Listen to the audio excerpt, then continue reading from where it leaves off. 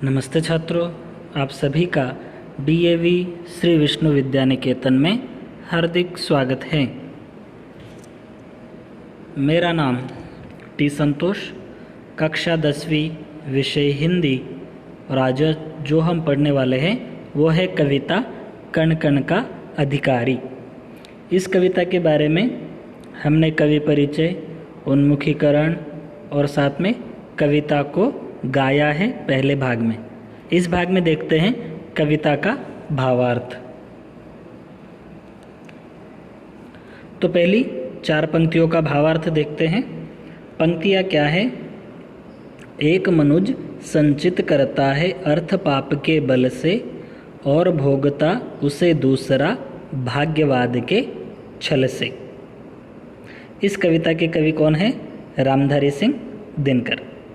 वो इस कविता में भाग्यवाद के नाम पर या दूसरों की कमाई को भोगने वाले जो इंसान हैं और श्रमिक जो है या श्रम के बारे में उन्होंने इस कविता में बताया है।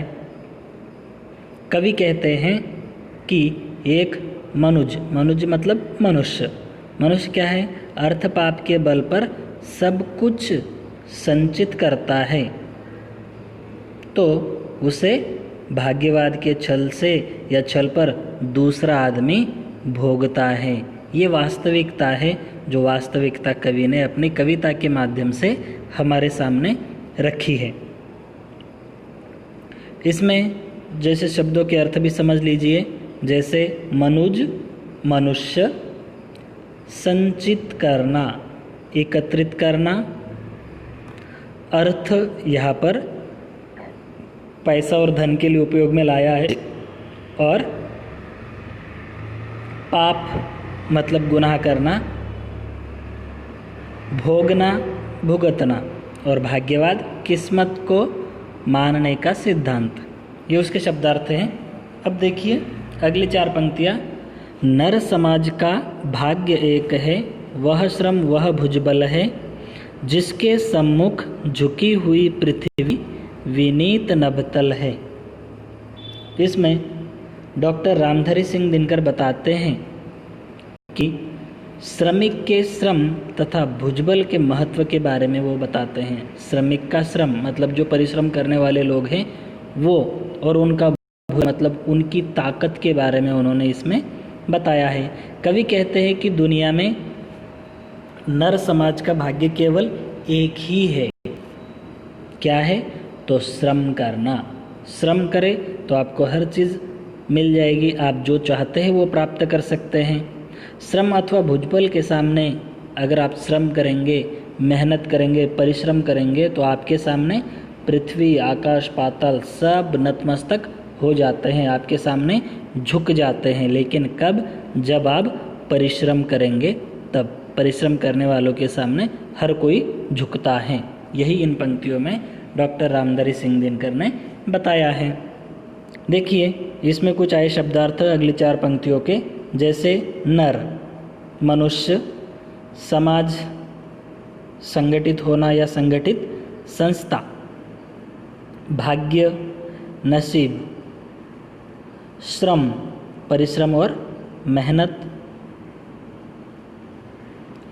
भुजबल ताकत या भुजाओं का बल, सम्मुख सामने, पृथ्वी धरती, विनित विनय पूर्वक या नम्र पूर्वक, नभ आकाश, और तल मतलब पाताल। ये इन 4 पंक्तियों में आए कुछ शब्दों के अर्थ हैं। अगली पंक्तियाँ।